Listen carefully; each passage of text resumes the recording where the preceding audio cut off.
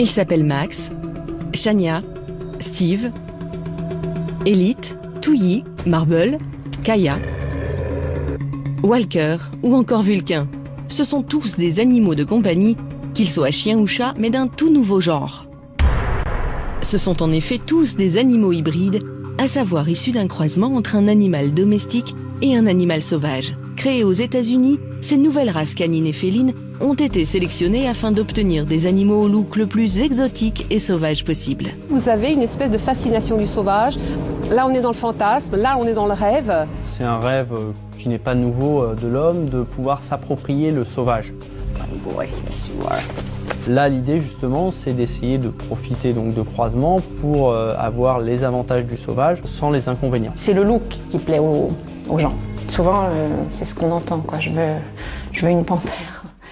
Pour répondre à cette envie de sauvage, des éleveurs américains sont parvenus dès les années 60 à faire s'accoupler des chats domestiques avec le chat léopard du Bengale, un petit félin nocturne et solitaire dont la population vit à l'état naturel entre l'Inde et la Corée du Nord, de préférence dans les forêts. La race ainsi créée a tout simplement été baptisée Bengale. Un peu plus tard, dans les années 90, d'autres éleveurs, toujours aux États-Unis, ont croisé des chats domestiques avec des servals africains, un félin de taille moyenne proche du caracal et du léopard, qui vit dans la savane entre l'Afrique subsaharienne et l'Afrique australe. En référence à cet habitat des grandes plaines, cette race a été baptisée Savannah. Cette recherche d'un look sauvage n'a pas épargné le monde canin. Pour obtenir des chiens d'un nouveau genre, les éleveurs ont croisé de véritables loups avec des chiens domestiques de type berger allemand ou husky pour donner naissance à des chiens loups, les wolf dogs américains. Et étonnamment, pour arriver à ces hybridations, aucune manipulation génétique n'a été nécessaire. Proches génétiquement de leurs cousins sauvages, ces chiens et chats domestiques ont pu se reproduire par voie sexuée, ou du moins les y a-t-on contraints. Mais cette proximité autorise-t-elle à croiser entre elles des individus dont les lignées se sont séparées il y a des milliers, voire des millions d'années? L'homme, qui a toujours sélectionné les espèces à son profit pour l'agriculture ou l'agrément, est-il cette fois allé trop loin? L'hybridation divise et soulève des questions à la fois scientifiques et éthiques. On joue un petit peu les apprentis sorciers puisqu'on a cette capacité de maîtriser le vivant aujourd'hui et de faire des mélanges comme bon nous semble. Vous voulez avoir un lien avec le monde sauvage, très bien, mais pas dans votre salon, on est allé trop loin. Posséder de tels animaux est-il par ailleurs sans risque? Attention. Peut-on vraiment les domestiquer? Hybrides, nouveaux animaux de compagnie ou nouveaux monstres créés par l'homme?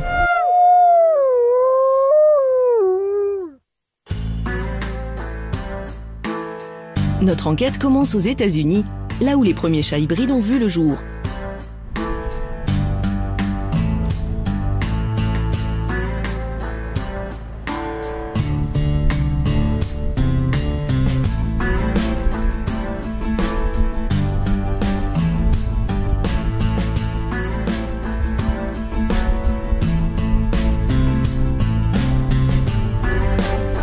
Deborah Johnson s'est installée dans une ancienne ferme pour y élever des chats bengales et Savannah. Un business dont elle tire l'essentiel de ses revenus, mais avant tout une passion. Deborah possède 15 chats qui l'occupent toute la journée.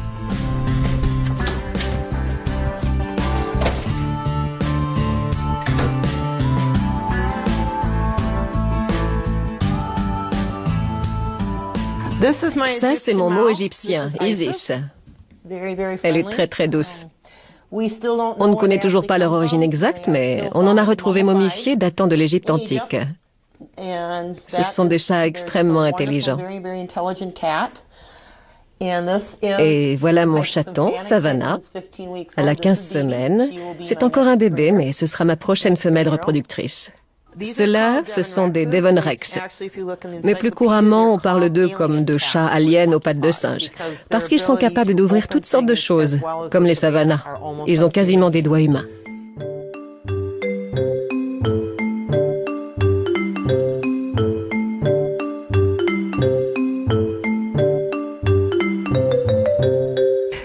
De ce côté-ci, je vais aller voir ce qu'ils font. Elle, c'est Surina, la sœur d'Isis, un mot égyptien de couleur bronze. Ici, vous avez Comail, le voilà. On le surnomme le roi Comail. C'est un Bengale à rosette. Vous verrez peut-être Max aussi. Je suis sûre qu'il se cache quelque part. Et je vais vous montrer mes bébés Bengales. Ils ont seulement 3 semaines. Je vais m'approcher tout doucement parce que je ne veux pas que leur mère sorte.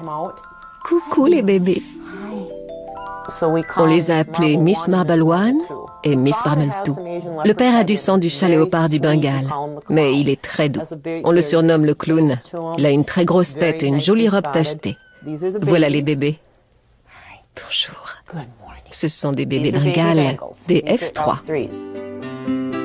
La classification en F permet de déterminer la proximité des chats avec l'espèce sauvage d'origine. Un F1 est la première génération d'un croisement entre un félin sauvage et un chat domestique. Un animal F2 correspond à la seconde génération et ainsi de suite. Évidemment, plus on s'éloigne de l'animal sauvage originel, moins les traits physiques sauvages sont marqués et le prix varie en proportion. Plus les chats ont l'air sauvages car ils sont proches des félins, plus ils sont chers. Un Bengale de première génération atteint 4 500 €. Un chat de 5e génération coûtera seulement 1 500 €. Chez les Savannah, plus difficiles à hybrider, les prix peuvent grimper jusqu'à 25 000 € pour des chats de première génération.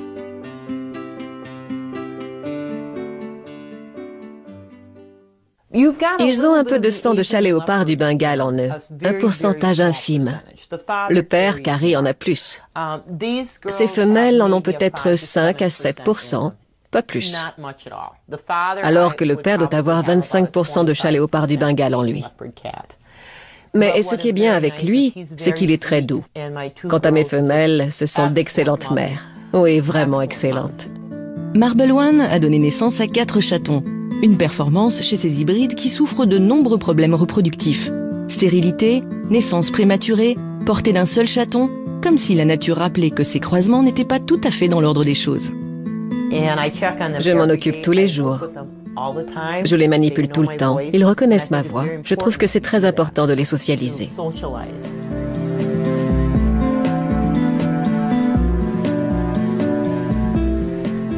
Mais avec les hybrides, la socialisation ne fonctionne pas toujours. Regardez, voilà Max. Avec un père serval et une mère chat domestique, Max est un parfait modèle de chat hybride de première génération. Un look et une démarche 100% sauvage, mais un caractère qui l'est tout autant. Impossible d'approcher cet animal pour le moins furtif et craintif. Tu es un bon chat. C'est très compliqué d'obtenir un F1 comme celui-ci. Tu es un bon chat. Oui, tu es beau. Il adore qu'on lui parle et il comprend quand on lui dit bon chat. Il vous observe.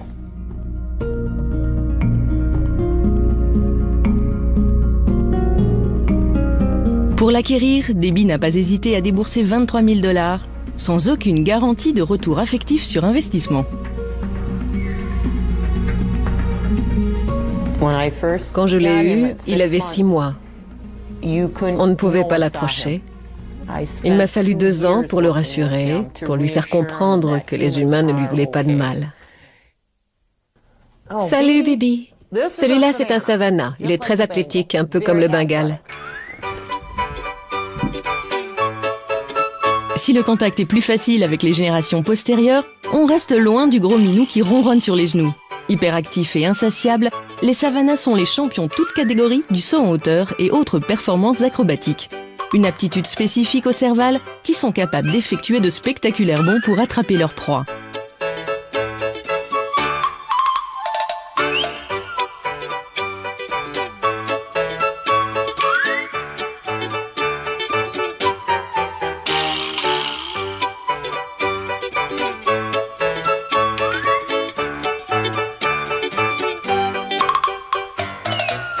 Toujours partants pour jouer, ils sont en revanche plus réticents à être manipulés. Sois gentil. Désolée, attendez.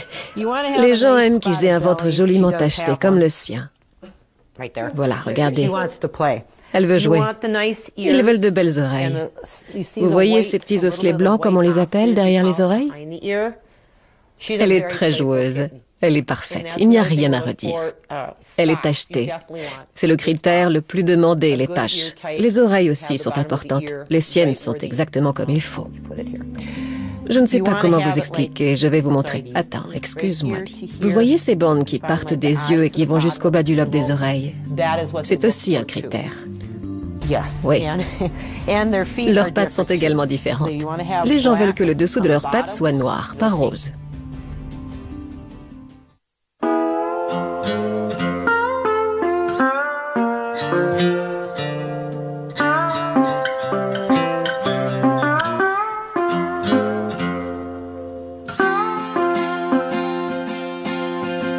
La passion de Deborah pour les félins n'a pas de limite.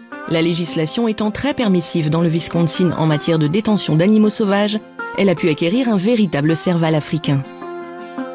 Raja, c'est maman. Viens mon bébé. Elle ne vous attaquera pas, sinon je ne l'aurais jamais prise. Je ne l'aurais pas tolérée. Elle aime bien les étrangers. Raja? Raja? Hello. Coucou. You're all done Tu es prête pour ta journée? Tu viens dire bonjour à maman? Viens par ici dire bonjour. It's okay. Ça va? Tout va bien. Tout va bien.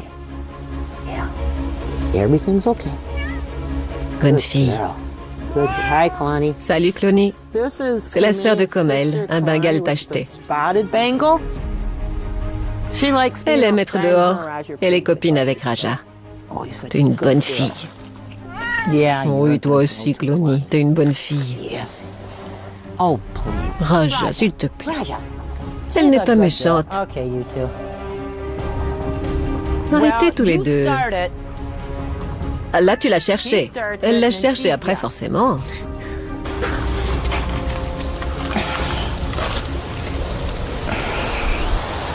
Raja, viens. Bien, c'est bien. C'est la sœur de Comel, Clony. Voilà, je sais, elle t'embête. Très bien. Ils raffolent des grandes prairies, des herbes hautes. Elle adore aller se dissimuler dans la broussaille près des marécages. De temps en temps, elle va tomber sur une grenouille. Ils chassent comme les chats domestiques. Les rongeurs, les grenouilles, les petits oiseaux. Ils aiment être au milieu des herbes hautes parce qu'ils peuvent s'y tapir s'ils sentent une menace. Même si Raja est attachée à sa maîtresse, elle demeure un animal sauvage. Une promenade, même en laisse, se transforme toujours en une partie de cache-cache où Raja disparaît dans les hautes herbes, laissant le soin à sa maîtresse de la retrouver. Où es-tu?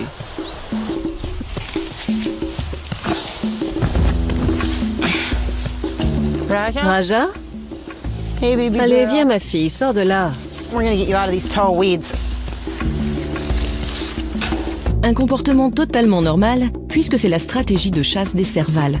Ils se dissimulent dans la végétation pour tendre des pièges à leur proie.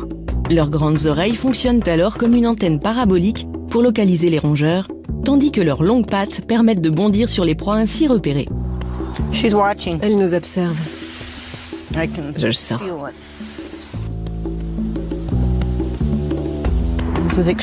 C'est extraordinairement rare d'avoir un animal pareil auprès de soi. Elle reconnaît très bien son nom, mais elle reste un animal sauvage.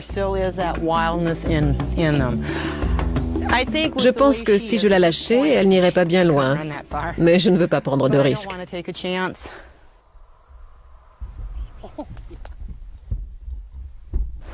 J'aime la rassurer. J'imagine que vous êtes la seule personne à avoir établi une telle relation avec elle? Oui. Et votre mari? Non. This is play.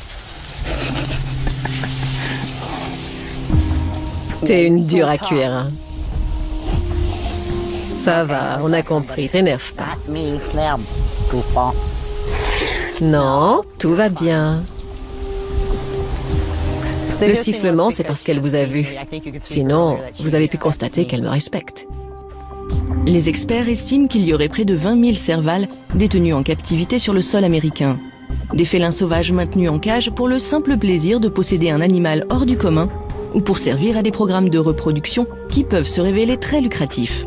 Mais un serval est-il vraiment à sa place, enfermé dans une cage de quelques mètres carrés? Ce qu'on voulait faire, c'était garder le caractère doux et la personnalité d'un animal domestique, mais en y apportant une touche exotique, comme ses oreilles, et surtout une intelligence supérieure. Et c'est ce qu'on a fait.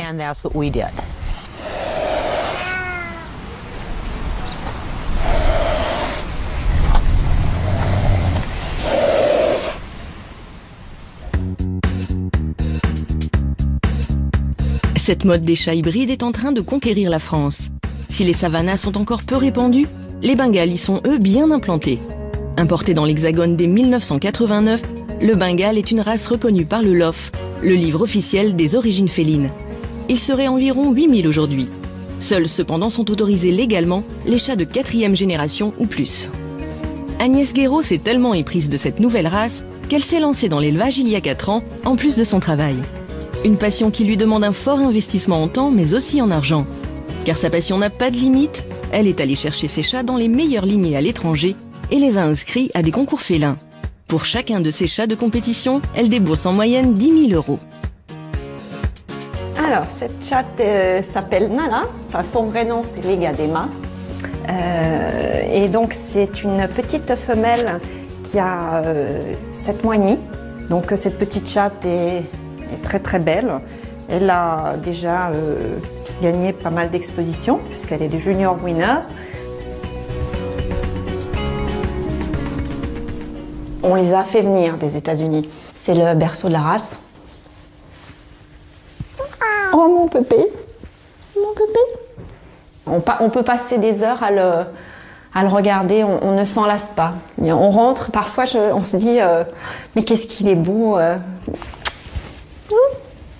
Oh, oui. On rentre à la maison et on est surpris de les avoir à soi, de voir ces chats-là magnifiques. C'est toujours un plaisir. Je veux dire, après des années, je les regarde et ils me plaisent toujours. C'est une passion, quoi. Ils sont superbes.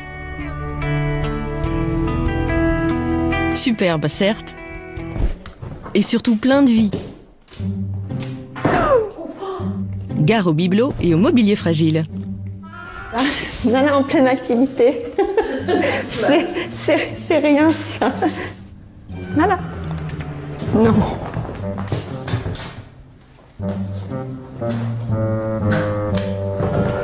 Voilà, les loopings, c'est sa spécialité. C'est la fête aujourd'hui. Ouf. Donc, le canapé, je préfère jouer que je l'attrape, hein, parce que ça... Pour Agnès, élever des Bengales est un hobby plus qu'un business. Son élevage lui coûte près de 11 000 € chaque année, entre nourriture et frais vétérinaires. Quant aux inscriptions aux concours internationaux, elles s'élèvent à plus de 10 000 € par chat. Même si elle vend les chatons entre 1 500 et 2 000 €, elle ne rentre pas dans ses frais. Rien que pour acquérir Chania, elle a déboursé 3 500 €. Elle a des comportements de félin, complètement. Elle, beaucoup plus que les autres. Là, c'est félin, là. Là, c'est... Chania. Oh là là, la tête sauvage. Quand elle se met en colère, quand elle se bagarre, c'est différent. Et les autres le sentent. Rivalité et marquage de territoire sont monnaie courante avec les Bengales, pour qui l'usage de la litière est loin d'aller de soi. Ah oui, c'est difficile, hein. Je pense qu'elle a fait pipi pendant que je parlais, donc je l'ai vu faire. Donc ça, c'est le problème. Il y a beaucoup d'odeurs ici, donc forcément, ils passent les uns les autres, ils marquent leur territoire.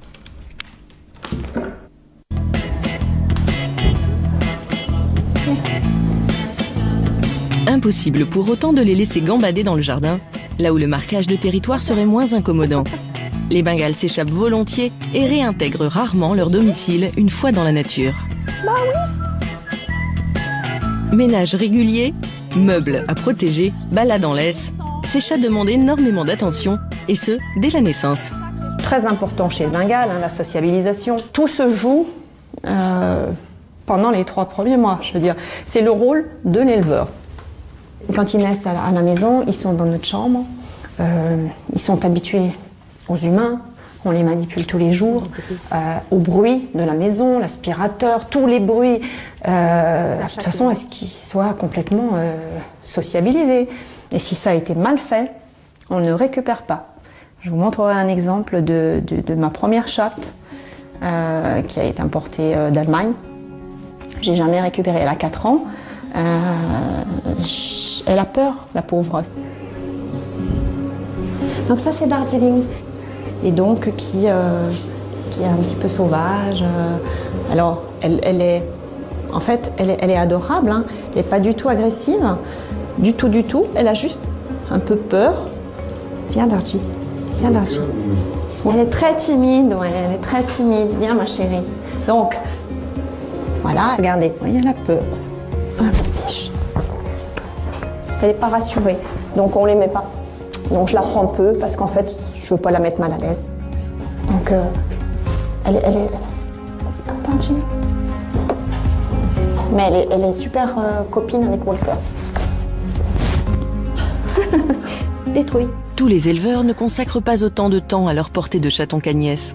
Parce que les Bengales sont à la mode, nombre d'éleveurs peu scrupuleux les produisent littéralement en série. Ils vendent alors des chatons qui ne seront jamais adaptés à la vie domestique. La situation devient donc ingérable.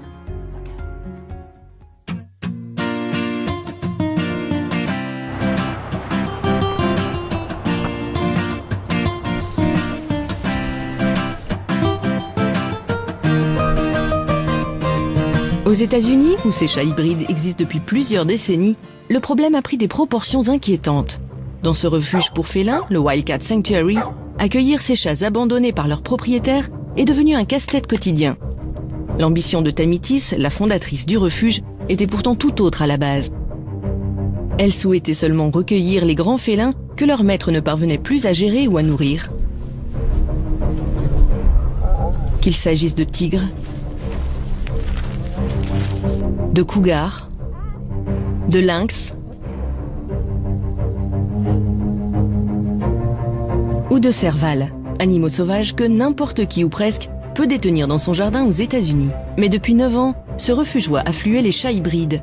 Aujourd'hui, le Wildcat Sanctuary compte 120 pensionnaires, dont 40 chats hybrides. La plupart des gens achètent des hybrides parce qu'ils les trouvent beaux, sans prendre en compte la personnalité, le tempérament de ces chats. Ici, on dit souvent en plaisantant, on ne se marie pas avec quelqu'un pour son physique. Ce genre de mariage ne dure pas.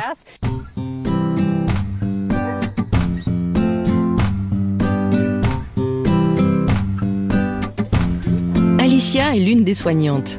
Elle connaît l'origine de tous les chats hybrides du refuge. Tous nos enclos sont équipés d'un sas de sécurité pour éviter que les animaux ne s'échappent. N'étant pas vaccinés contre la rage, nous ne sommes pas autorisés à entrer dans les cages. Celui-là, c'est Hilo ou Hilo. C'est un savannah de première génération. Un croisement entre un serval et un chat domestique. Il s'entend plutôt bien avec les autres chats, mais il peut être sournois parfois, ce qui fait que je l'ai toujours à l'œil.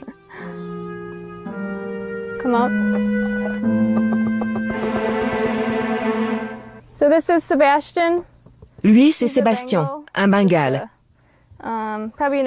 C'est probablement un F3, voire un F4. Le plus souvent, on ne leur trouve pas de famille adoptive parce qu'ils font leurs besoins en dehors de leur litière, ou encore parce qu'ils sont agressifs avec les autres chats.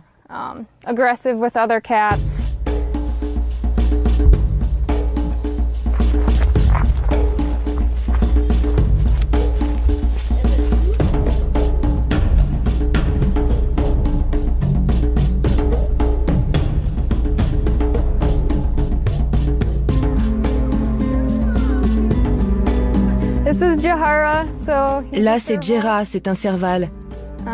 Il appartenait à un particulier dans le Wisconsin.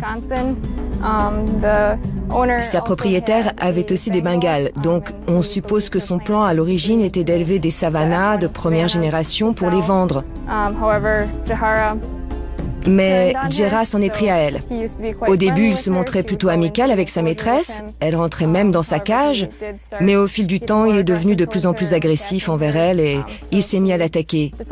Alors elle a décidé de le placer chez nous pour qu'il puisse retrouver une vie d'animal sauvage.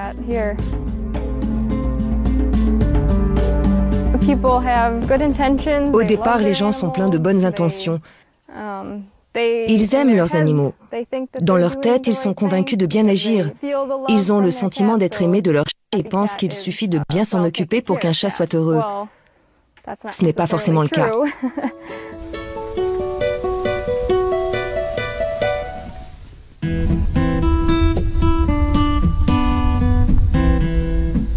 Chaque jour, il faut nourrir ces populations d'hybrides abandonnés. Pour cette association qui ne vit que des dons privés, c'est un travail et un budget conséquent. Ça représente environ 55 kilos de viande par jour. Ça va des cuisses de poulet aux morceaux nobles du bœuf, en passant par des proies comme les rats, les lapins ou les souris.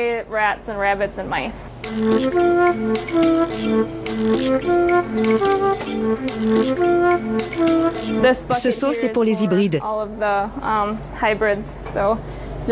Ils ont des gamelles individuelles ou pour deux. Comme ils ont tous un régime alimentaire spécifique, chaque matin, il faut préparer les différents menus de la journée. On va les nourrir? Ils nous attendent.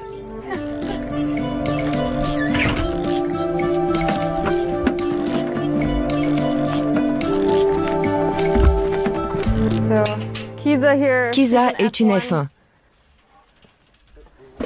Elle adore le poulet. Elle va revenir.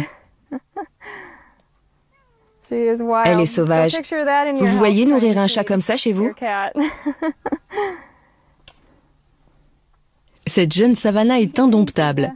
Très agressive vis-à-vis des autres chats de l'enclos quand il s'agit de manger, elle doit être nourrie la première et se cache des regards pour engloutir ses rations quotidiennes.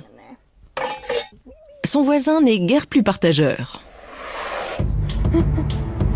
Celui-là, on est obligé de le mettre dans une cage à part pour le nourrir parce que si on ne faisait pas ça, il volerait la nourriture de tous les autres. J'ouvre la trappe, il s'avance, je referme, celle-là est un peu rouillée. Ensuite, je la coince avec un bâton parce qu'il serait encore capable de la soulever et de se faufiler.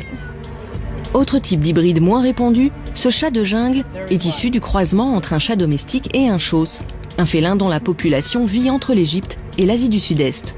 2 fois plus gros qu'un chat domestique, ce félin est en voie d'extinction dans certaines régions du monde.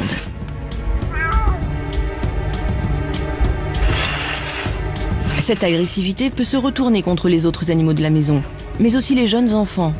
Les propriétaires de chats devenus ingérables n'ont alors que 2 solutions, l'euthanasie ou le placement en refuge. Il n'en existe malheureusement que 4, tels que le Wildcat Sanctuary pour l'ensemble des États-Unis. Et les demandes surpassent de très loin les capacités d'accueil. On reçoit environ 40 appels par mois de gens qui veulent se débarrasser de leur Bengale, avec toujours les mêmes récriminations. Mon chat fait pipi dans la maison, mon chat urine sur mon mari, sur les meubles, il a mordu mon petit ami. Le problème le plus fréquent, c'est qu'ils urinent partout.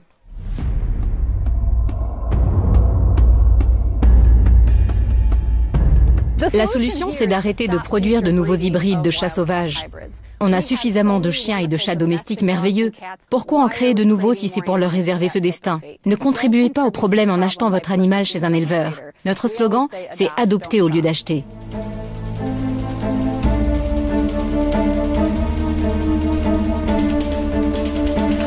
Les refuges américains ne sont pas les seuls à tirer la sonnette d'alarme. Le phénomène inquiète aussi les scientifiques, pour qui cette mode est une véritable aberration qui pourrait menacer à terme la survie des félins sauvages.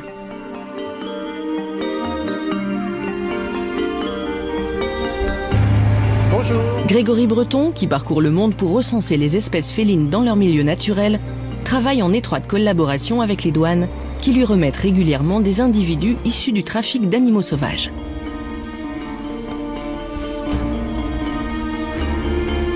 Des animaux commercialisés pour servir au programme de reproduction des chats hybrides. Alors actuellement ici dans notre parc, là, le parc des félins, on a 5 chats léopards du Bengale adultes et il y en a 3 qui sont ici saisis de douane ou qui ont été confiés parce que des éleveurs n'en voulaient plus.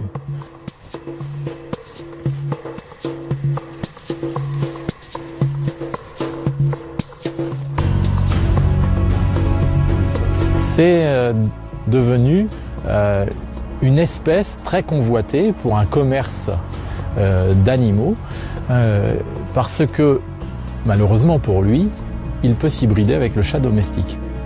Reproduire un chat domestique avec un chat du Bengale, chat léopard du Bengale, j'insiste bien, l'espèce sauvage, c'est faisable d'un point de vue génétique.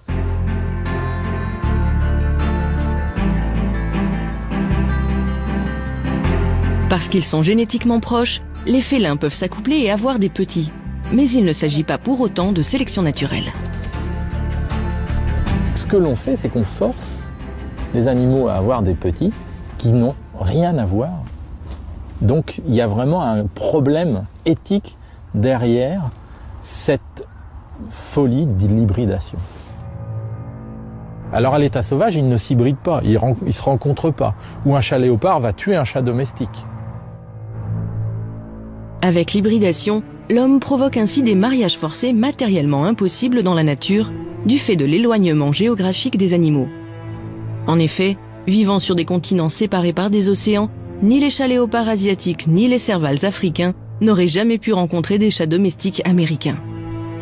Ce n'est pourtant pas la première fois que les hommes tentent des croisements avec des espèces géographiquement éloignées.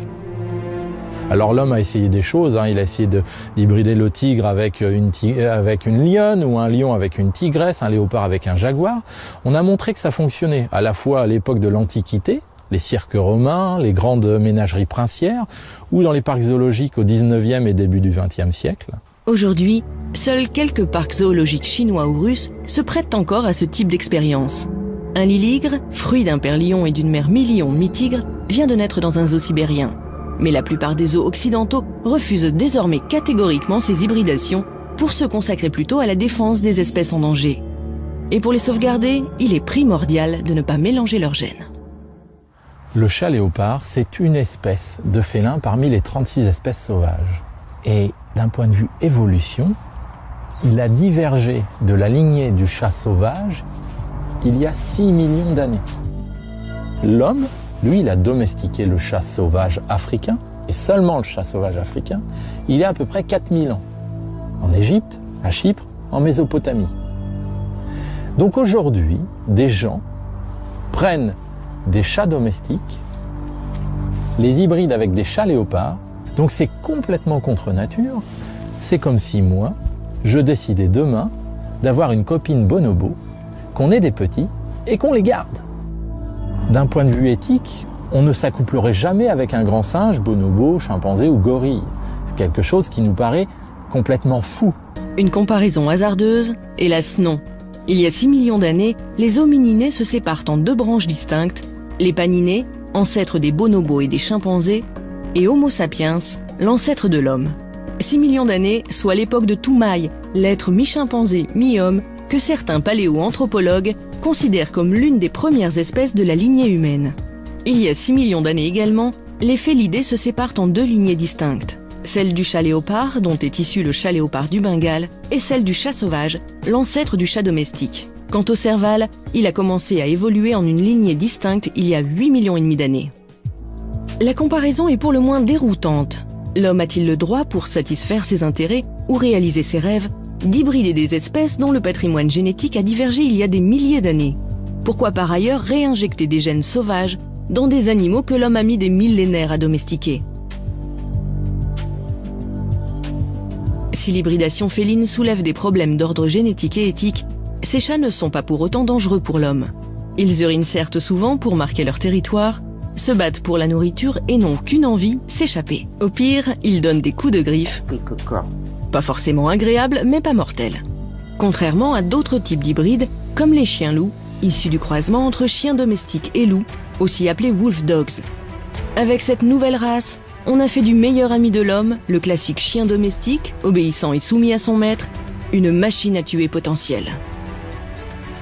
Cette mode de prendre un animal sauvage ou un hybride comme animal domestique ne date pas d'hier. On a commencé à en entendre parler à la fin des années 80 dans le Minnesota, quand on a vu des enfants se faire tuer et de façon répétée. Évidemment, un chien aussi, ça peut vous mordre, mais là, il s'agissait d'un autre type de comportement. Ces enfants étaient tués, pas simplement mordus. Ce chien-loup était une bombe à retardement. Le chien semblait docile d'après la famille du jeune garçon. Les chiens-loups racés sont capables de tuer. Malheureusement, on parle là d'animaux à l'instinct de loup dans un corps de chien. Des animaux qui n'ont pas leur place au milieu des humains dans un cadre domestique. Certains États comme Hawaï ont fermement réagi à ces attaques en interdisant purement et simplement les hybrides. Dans d'autres États comme l'Indiana, posséder un wolfdog n'est soumis à aucune réglementation. La loi américaine est un véritable patchwork au niveau national. Comment réguler une population de chiens-loups qui a atteint, d'après le ministère de l'Agriculture, 300 000 individus? L'éradication pure et simple de ces animaux n'est pas la solution, car il y a wolfdog et wolfdog. Quand on croise un chien avec un loup, on ne sait jamais quelle proportion de l'un ou de l'autre va l'emporter. Au moment de la division cellulaire, il est impossible de prédire quelle part du patrimoine génétique de chaque parent va être transmise à l'individu. Au niveau comportemental, ça va engendrer un sacré bazar. Dans cette loterie génétique, le meilleur comme le pire peut surgir. Dans certains cas, ces croisements donnent naissance à ce que les Américains appellent des low contents, des chiens-loups contenant très peu de gènes lupines.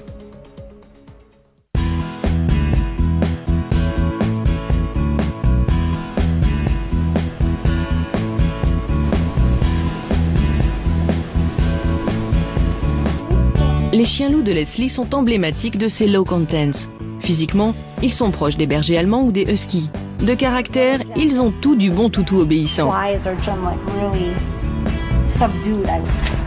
Leslie emmène Steve, son jeune chien-loup de 4 mois, et Touyi, une femelle de 2 ans, en promenade. Viens là.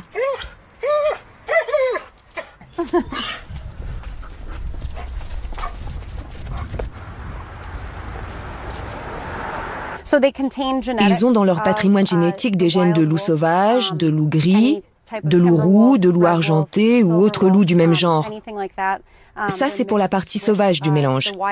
Et pour l'autre partie, ils ont des gènes de chiens, de malamute, de berger allemand ou de husky. On les prend quand on veut obtenir un chien-loup parce que ce sont les chiens les plus proches du loup génétiquement.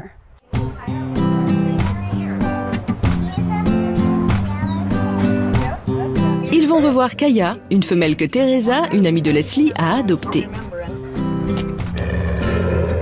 Elle, c'est Kaya. Coucou Kaya. Kaya faisait auparavant partie de la même meute. Les chiens-loups, même hybridés, ont conservé de leur ancêtre lupin en mémoire le sens de la hiérarchie. Et la hiérarchie, ça se respecte et ça ne s'oublie jamais. Elle s'en souvient. Salut ma belle. Elles se parlent. C'est pas nécessairement mauvais signe. En se parlant, elles retrouvent la place qu'elles avaient dans la hiérarchie. Face à Touyi, Kaya baisse la queue et les oreilles avant de se mettre sur le dos. Malgré sa stature plus imposante, Kaya montre ainsi qu'elle reconnaît la chef de meute. C'était la femelle de sa meute. C'est ce qu'elle est en train de signifier à Kaya. Que c'est elle la femelle dominante et Kaya l'accepte encore parce qu'elle est plus jeune.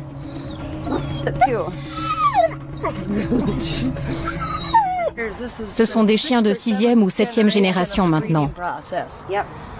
La première génération est à 50% loup et ensuite on croise les chiens entre eux.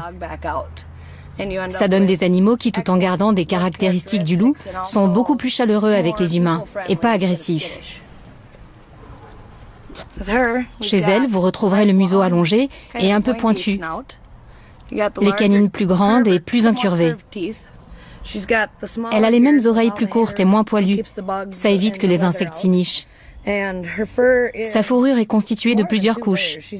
Elle a un poil de couverture long et en dessous, vous pouvez le voir ici, on l'a tendue pour l'été. Elle a un duvet laineux pour l'hiver. C'est une espèce de laine de mouton recouverte d'un manteau doux. Ensuite, les pattes. Elles sont plus fortes que celles d'un chien, avec des pieds plus lourds. Le loup gris doit pouvoir traverser la toundra. Qu'une surface soit marécageuse ou enneigée, ils doivent pouvoir se déplacer dedans. Leurs pieds sont larges et allongés. Ils sont immenses en fait. Ça leur fait comme des raquettes. Pour les puristes, il n'existe qu'un seul et vrai wolfdog, le high content. Des chiens-loups contenant un fort pourcentage de sang loup. De son ancêtre lupin, le wolfdog doit non seulement avoir l'apparence physique, mais aussi le caractère. Tiens, viens. Voilà. Mike fait partie de ces passionnés qui ne supportent pas l'approximation. Par fascination pour cette race, il est allé chercher son chien loup aux États-Unis, dans les élevages les plus réputés, alors qu'il vit en Belgique. Il a refusé de nous communiquer son prix d'achat et nous donne rendez-vous dans un lieu qu'il n'a pas souhaité préciser. C'est un animal qui est apprivoisé, mais ce n'est pas un animal domestique au sens du terme. Un animal domestique n'a plus d'instinct. Mike a choisi de garder l'anonymat pour des raisons qui lui sont propres. Je tiens à garder ma tranquillité. Beaucoup de personnes de la communauté des Wolf Dogs sont extrêmement jalouses et je tiens à préserver absolument la sécurité et la tranquillité de Vulcain contre toutes ces personnes malveillantes. Recule, parce que si... Non. Là, il a vu la viande. On va couper. Allez, viens. Descends, c'est fini. Allez. Tu es allé chercher aux États-Unis. On peut un peu voir... On va le faire descendre? Ouais. Viens, Vulcain. Allez, on y va. Tu veux que je le tienne? Attends, va doucement parce que... Ouais, tu le prends? Hop. Pour que Vulcain s'habitue progressivement à notre présence, nous commençons par une balade en forêt où le chien loup se sent dans son élément. Il doit nous accepter comme faisant partie de la meute. Cédric, l'ami qui a aidé Mike à l'apprivoiser, est là pour nous décrypter son comportement et agir en fonction. En fait, c'est des animaux qui sont des véritables éponges, ils vont refléter notre comportement. Si nous on est amical avec vous, il va être amical ou neutre. Par contre, si on veut pas de vous, ça va être autre chose. La promenade est rythmée par les arrêts de Vulcain, dont les instincts de chasseur sont toujours à l'affût. Ah oui, là il y a des poules. Pour détourner son attention, une méthode radicale. Lui donner des morceaux de viande émiettés. Mike en a toujours plein les poches. Il faut récompenser Vulcain pour sa bonne conduite à cadence très régulière, environ toutes les 2 minutes. Mais parfois, la viande ne suffit pas à calmer les ardeurs du chien loup, génétiquement programmé pour chasser. Vulcain, saute! Il laisse le chien, viens. Viens, tu restes. Viens, Vulcain, tu restes. Tu restes là. Allez, viens. Viens. Allez, viens. Viens, Vulcain, doucement. Allez, viens, doucement. Il est pas content, il aime pas beaucoup les chiens. Non, mais vous inquiétez pas, c'est pas sur vous. C'est le chien qui lui plaît pas, c'est tout. Allez, viens. Laisse le chien. Allez, on y va. Allez, Vulcain. Il y a des choses plus intéressantes à faire qu'à poursuivre un chien, franchement. Allez, viens. Et c'est un animal qui est très joueur aussi, donc la personne qui désire un Wolf Dog, faut qu'elle se dise que pas de vie d'appartement à pas bouger. Et par contre, si la personne aime sortir, aime bouger, tout ça, alors là, c'est le paradis parce que c'est un animal, on peut l'emmener partout, on peut faire par tous les temps, neige, froid, tout ça. À moins 15, vous le sortez sans problème. Hein. Et plus vous le sortez, plus vous êtes reconnaissant, plus les relations s'améliorent. On remonte? Allez, hop là. Mike avoue parcourir jusqu'à 15 km par jour avec Vulcain pour qu'il se défoule. Au programme, jeu de balle. Hop là. C'est bien, Vulcain.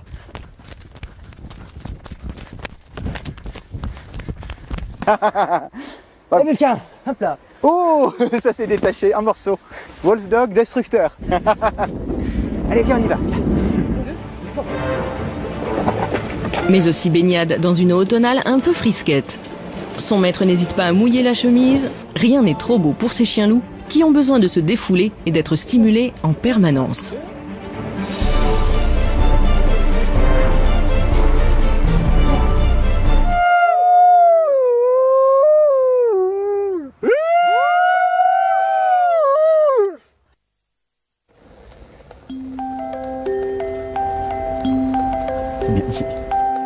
L'exercice se complique quand Mike décide de poursuivre la promenade en ville, un milieu plutôt hostile pour Vulcain.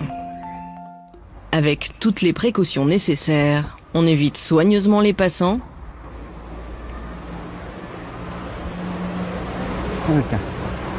Et le moindre bruit peut être source de stress. Doucement, n'aie pas peur. Viens. Viens. Attends, viens. Viens. Voilà. Regarde. Vraiment, je suis fier de toi, tu sais. Je suis très fier de toi. Les wolf dogs ont hérité de leur ancêtre loup cette capacité à entendre des sons à une fréquence beaucoup plus élevée que la nôtre. 40 kHz contre 20 seulement chez l'homme. De fait, la moindre pétarade de moto retentit en eux comme une déflagration.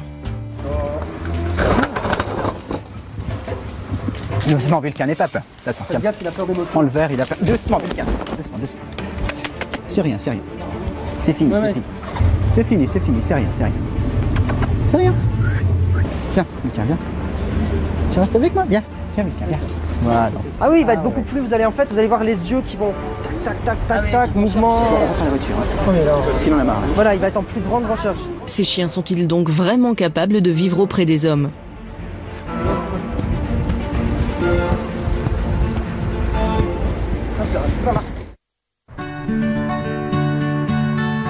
Pour Peggy Callahan, qui étudie le comportement des loups en captivité au Wildlife Science Center, ces hybridations sont en totale contradiction avec la nature même des loups.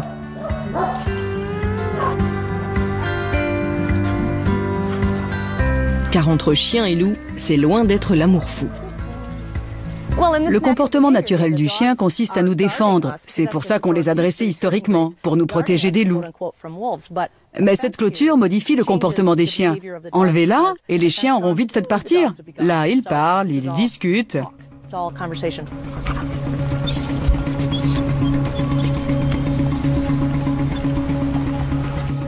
le monde est content. Les chiens pensent bien faire leur boulot et les loups se disent « Un de ces quatre, je vais te dévorer ». Ce qui est intéressant, c'est qu'elle se pose des questions sur ce petit chien. Est-ce qu'il va se soumettre ou pas?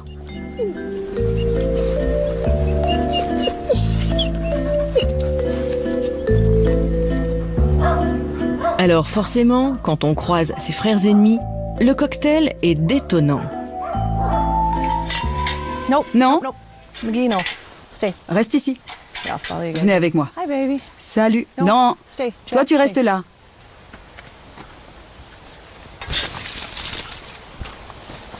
Buddy.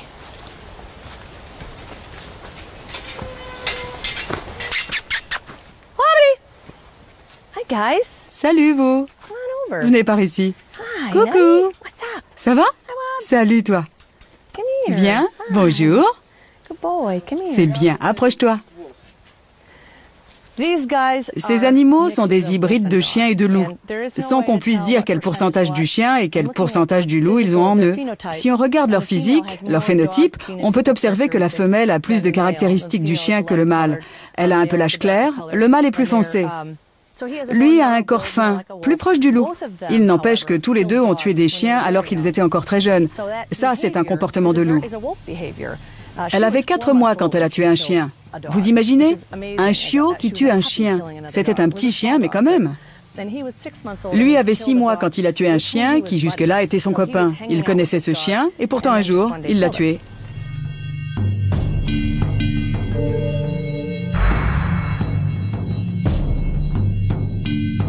En grandissant, les loups attaquent d'autres membres de la meute ou d'autres loups. C'est un comportement tout à fait naturel pour eux. Les chiens ne se tuent pas entre eux normalement. Ce n'est pas dans leur nature. Alors que c'est naturel pour un loup de tuer un autre loup. On est en train de mélanger 2 espèces qui ont été séparées il y a 20 ou 40 000 ans. Il n'y a pas encore de consensus scientifique sur le moment où la domestication est intervenue. Nous sélectionnons un chien pour qu'il ne s'attaque pas aux humains ou aux autres chiens. La nature a sélectionné le loup pour qu'il s'en prenne aux autres loups. C'est là que ça coince. Ne restez pas devant la porte, s'il vous plaît. Salut mon beau. Allez, viens, approche-toi. Je décrypte leur comportement quand ils m'approchent. Là, il est totalement soumis. Mais ça peut changer très vite. Il a peur, il s'éloigne. C'est un comportement classique. Coucou. T'es un drôle de bonhomme, toi. Il ne faut pas espérer établir avec eux le type de relation qu'on peut développer avec un chien année après année.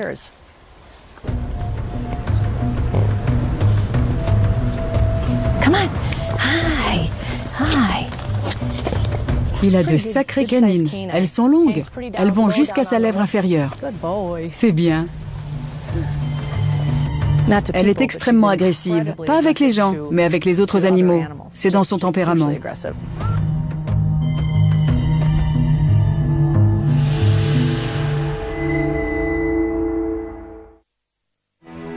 Si l'origine génétique des chiens divise encore la communauté scientifique, elle s'accorde sur un point.